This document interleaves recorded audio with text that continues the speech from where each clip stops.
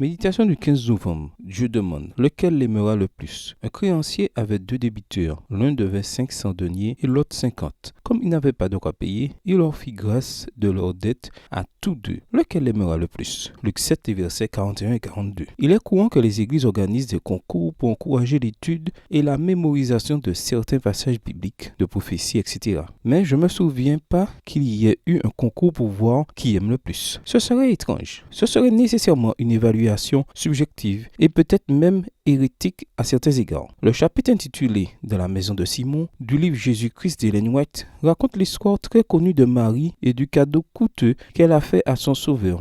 Mais on parle beaucoup de Judas et Simon aussi, avec des caractéristiques que nous négligeons parfois. C'est dans ce contexte que Jésus a interrogé Simon, l'hôte de la fête. Simon était un pharisien, il avait été lépreux, Jésus l'avait guéri et, bien que n'étant plus malade physiquement, il avait encore beaucoup de leçons à apprendre. Tous les préjugés sont nés lorsque Jésus a accepté l'offrande et le geste de Marie. Simon a été très contrarié en voyant les froncements de sourcils de ses autres invités. Comme on peut facilement perdre le sens des réalités. Le sacrifice de Marie était inacceptable pour lui et il ne comprenait pas l'attitude de Jésus. Pourtant, il avait été l'objet de cette même compassion manifestée à Marie. Au lieu de le réprimander en public et de l'accuser directement, Jésus a choisi de lui donner un enseignement par l'intermédiaire d'une parabole et a parlé avec lui tranquillement afin de ne pas attirer davantage l'attention sur cette conversation privée. Jésus a énuméré les occasions où Simon aurait dû faire preuve de gratitude et d'amour envers celui qui l'avait guéri et qu'il n'avait pas saisi. Le contraste entre lui et Marie était clair. Peu importait combien chacun d'eux devait à Jésus, puisqu'ils n'auraient jamais pu payer pour la liberté et la guérison qu'il avait apportée dans leur vie, ce qui comptait, c'était la gratitude, un cœur humble et consacré et la volonté de servir. Jésus vient aussi à nous et, sans nous faire honte en public, il nous parle d'une manière douce mais ferme à notre cœur. Si nous lui en donnons la possibilité, il a encore beaucoup à nous apprendre.